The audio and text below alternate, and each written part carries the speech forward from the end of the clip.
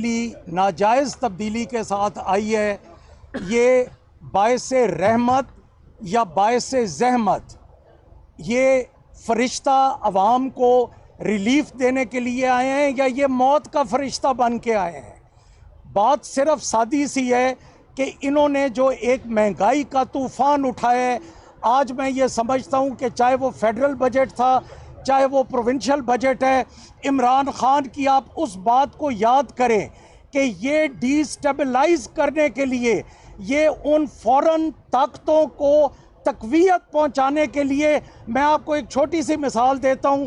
अगर आज हमारे जो प्राइम मिनिस्टर कहते थे कि मुझे रशिया के साथ मैंने डील कर ली है, मुझे उसको मैच्योर करने दें, अगर आज ये तेल वाली बात इमरान खान की मानी जाती तो आज आप देखें कि ये अवाम के ऊपर जो एटम बम बरसाए जा रहे हैं, मुख्तलिफ तरीक़ों से ये एटम बम ना बरसाए जाते। दूसरी बात कि आइनी इदारे, क्या ये आइनी इदारा नहीं है जिसके पीछे, जिसके सामने हम खड़े हैं? जब आप अपने आइनी इदारों को कमज़ोर करेंगे, अपनी मैशियत को कमज़ोर करेंगे, देखें जो खुदा न खास्ता जो हमारे मुल्कों में टर्बुलेंस आया है, जो परेशानियां आई हैं, वो सारी इकोनॉमिकल पोजीशन कमज़ोर होने की वजह से आई हैं।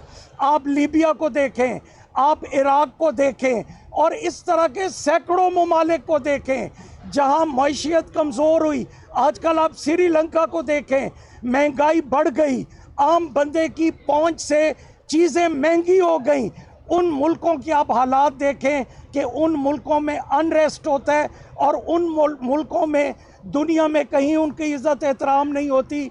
25,000 रुपये आपने तनख्वाह की है, मुझे कोई दुनिया का कोई बंदा जिसमें मोटर बाइक 70 जो होंडा होता है 70 सीसी, उसका 4 लीटर 8 लीटर तेल, किचन, 4-5 बच्चे की फैमिली, उसका स्कूल, उनका कपड़ा, उनकी खुशी गमी, खुदा के लिए हमजा साहब 25,000 में हमें इस महंगाई के दौर में वो काम हमें करके दिखा दें, हम कहेंगे हर बात आपकी ठीक है। आखिर में मैं ये कहूँगा कि ये नाजायज़ बजट जो असेंबली होते हुए, आइनी इदारा होते हुए, उस आइनी इदारे को पामाल करके एक और जगह पे करवाया गया है। वो क्यों करवाया गया है कि अपोजिशन ना बैठे, अपोजिशन फाइनेंस बिल पे एतराज़ करेगी, कट मोशंस पे आएगी, अवाम की आवाज़ उठाएगी। और आप जो मीडिया हैं, आप वाइब्रेंट मीडिया हैं, आप अवाम की और अपोजिशन की आंखें भी हैं, कान भी हैं, हाथ भी हैं। मुशर्रफ वाला दौर याद करें, जनरल मुशर्रफ, जिसके लिए आज हमारे दिलों में, जो लंदन में हज़रत साहब बैठे हैं, दिलों में बड़ी मोहब्बत है। वो कहते हैं आएँ, आज आएँ, कल उनको जेल में डालना चाहते थे। ये वक्त की बात है।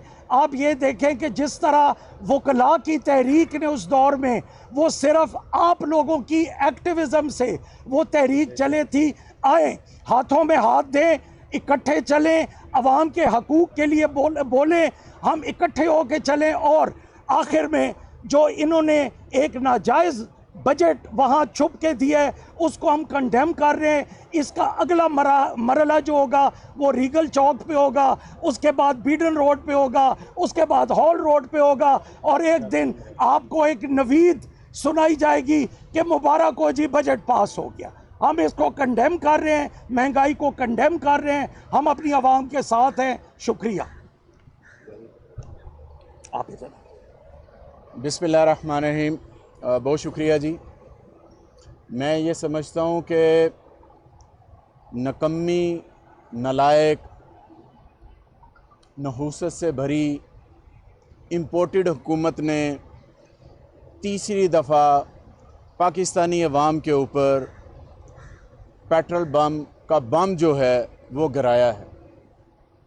मैं ये समझता हूँ कि इस इम्पोर्टेड हुकूमत ने अमेरिका का एजेंडा पूरा करने के लिए, अमेरिका इनके ताउन से, ये उनके सहूलत कार है। अमेरिका ने जो साजिश, जो मदाखलत की, वो ये सारे चेहरे पाकिस्तान डाकू मूवमेंट के जितने भी चेहरे हैं, शहबाज शरीफ हो, फजलुर रहमान हो, जरदारी हो, बाकी जितनी भी जमातें हैं, वो सारे इनके सहूलतकार हैं।